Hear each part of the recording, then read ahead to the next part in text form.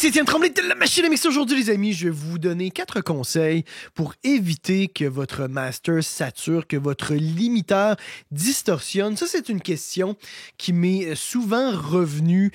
Souvent, on va avoir de la difficulté à avoir un mix qui est loud, qui a de la présence, sans avoir le limiteur qui over-travaille, qui amène de la distorsion, de la saturation. Une des premières choses qui va généralement, un des premiers éléments qui va généralement faire saturer le master, c'est le kick, le snare et parfois la basse. Et souvent, c'est l'interrelation entre ces 3 éléments-là parce que c'est souvent les éléments qui vont avoir le plus de dynamique et surtout qui vont avoir le plus d'énergie dans les basses fréquences. Puis c'est beaucoup d'énergie dans les basses qui, à un moment donné, va faire saturer le master, va faire saturer notre limiteur, va faire over-travailler notre limiteur. La première chose, c'est vraiment la relation kick-basse, puis ça se passe dans l'égalisation. Moi, une chose que je faisais pas souvent dans le passé, c'est de filtrer vraiment les très, très basses fréquences sur le kick. Moi, ça va m'arriver de plus en plus de nos jours, là, de ce temps-ci, je vous dirais, dans les 5 dernières années, c'est une chose que je fais beaucoup plus régulièrement, c'est de filtrer sur le kick ce qu'il y a en bas de 30 Hz. Parce qu'encore une fois, on va avoir une relation complémentaire entre la basse électrique ou la bass synth ou la bassline, l'élément qui fait la basse et notre kick.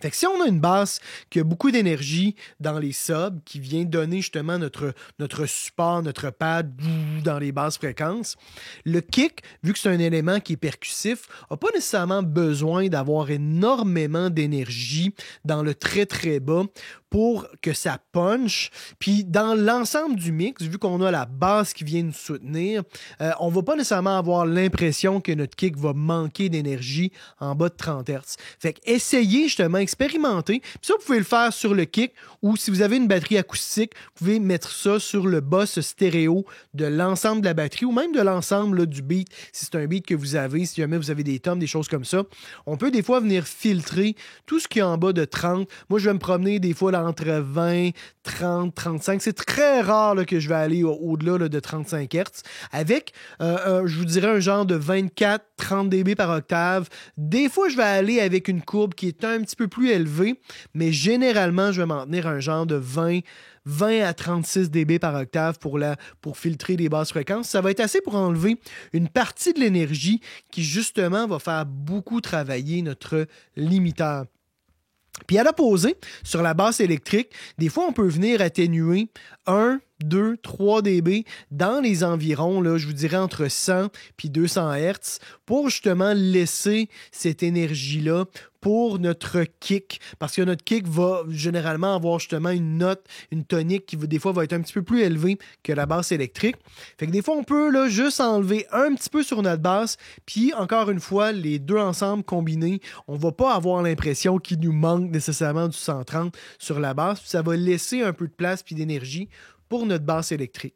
Puis dans des cas plus extrêmes on a vraiment beaucoup de présence sur la basse, puis on a un gros kick, ben c'est le classique d'utiliser la compression sidechain des basses fréquences. On va mettre un compresseur multibande sur la basse électrique ou sur le sous-groupe qui va inclure là, l'ensemble des éléments qui constituent la bassline, la ligne de basse.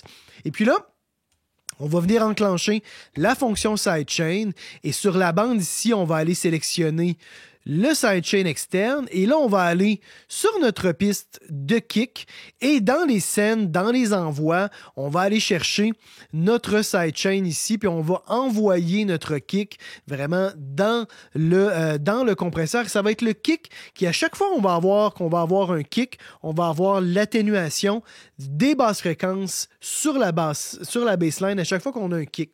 Et là, vu que ça se passe, on met une attaque puis un release assez rapide, vu que ça se passe en même temps que le kick, on va pas avoir l'impression, on va avoir un effet de masque, on va pas avoir, encore une fois, le feeling que on a un dip des basses fréquences sur notre bassline, et encore une fois, ça va juste faire en sorte qu'on va réduire un petit peu l'énergie de la basse à chaque fois qu'il y a un kick, et dans l'ensemble, on se retrouve avec moins de basses fréquences. En tout cas, les deux vont être beaucoup plus imbriqués ensemble, puis ça va donner une chance, encore une fois, à notre limiteur. Et ça va nous aider surtout à avoir de la définition sur notre kick. Parce qu'à un moment donné, quand on a vraiment une grosse base qui est très présente, qui a beaucoup de subs, pour qu'on qu'on ressente le low end des fois du kick, si on fait pas ça, ben là, on est porté à vraiment mettre notre kick très très fort et c'est là qu'on va avoir notre limiteur qui va vraiment se mettre à trop saturer.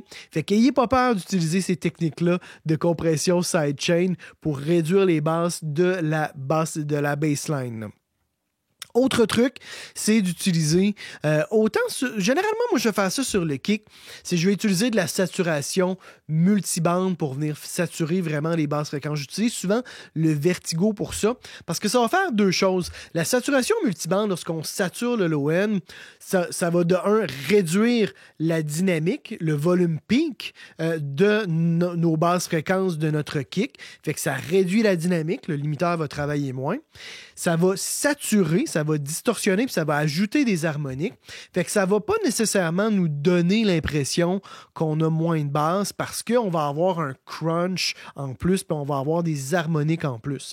Fait que ça va réduire la dynamique, on ajoute des harmoniques, fait qu'on va quand même avoir ce feeling-là d'intensité. Puis plus on va pousser le drive, plus on va pousser la saturation, puis plus on va vraiment compresser la dynamique de notre low end. Des fois, ça peut donner des effets intéressants parce qu'encore une fois, on réduit la dynamique de nos basses, mais vu qu'on ajoute de la saturation, on va quand même avoir une impression d'intensité. Puis ça, c'est vraiment le mot-clé, l'impression. On va avoir une impression que c'est intense, mais si on a trop de dynamique dans nos basses, ben là, encore une fois, on a le limiteur qui sature, puis on vient nuire un petit peu à l'ensemble, justement, de la dynamique du mix. Alors, l'important, c'est encore une fois, pas nécessairement d'avoir beaucoup de dynamique, mais d'avoir une impression d'intensité. Ça, c'est vraiment le plus important.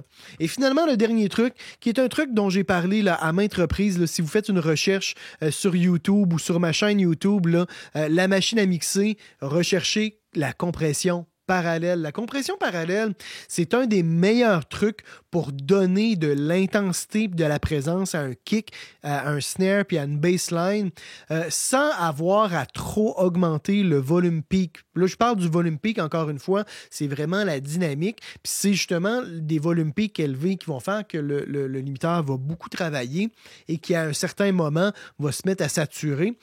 Mais avec la compression parallèle, ça nous permet de remonter l'énergie sans trop augmenter le volume peak et ça va beaucoup nous aider. La compression parallèle, si vous ne savez pas c'est quoi, ben là, faites une recherche, j'ai plein de vidéos sur le sujet, ben c'est d'envoyer par exemple le kick dans une autre piste, soit on fait un duplicate, soit on l'envoie dans une piste d'effet sur laquelle on a un compresseur. On va faire une compression super agressive, là, des fois d'un 15 à 20 dB, et on vient ajouter cette piste-là qui est over-compressée avec la piste originale, et puis ce qui fait qu'on conserve le son original avec la dynamique qui ne va pas être endommagé, si on veut, par une overcompression.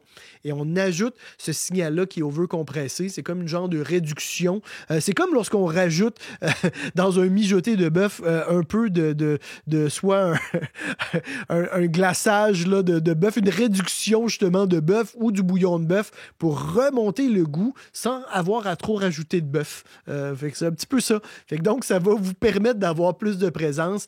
Expérimenter, parce qu'on peut faire ça autant sur les pistes individuelles, kick, snare, bass, qu'on peut faire ça sur les sous-groupes de la section rythmique, qu'on peut faire ça aussi, on peut aussi faire ça sur l'ensemble du mix. Et dans tous les cas, ça va nous aider à donner de la présence sans augmenter de façon importante le volume peak. Fait qu'explorer ces 4 options-là, puis je suis convaincu que vous allez avoir beaucoup plus de facilité à avoir un mix présent sans que votre master sature. Voilà les amis, mettez un petit pouce bleu si vous avez apprécié ces conseils-là. Abonnez-vous évidemment à ma chaîne YouTube et on se retrouve dans tous les cas la semaine prochaine. C'était Étienne Tremblay pour la machine à mixer.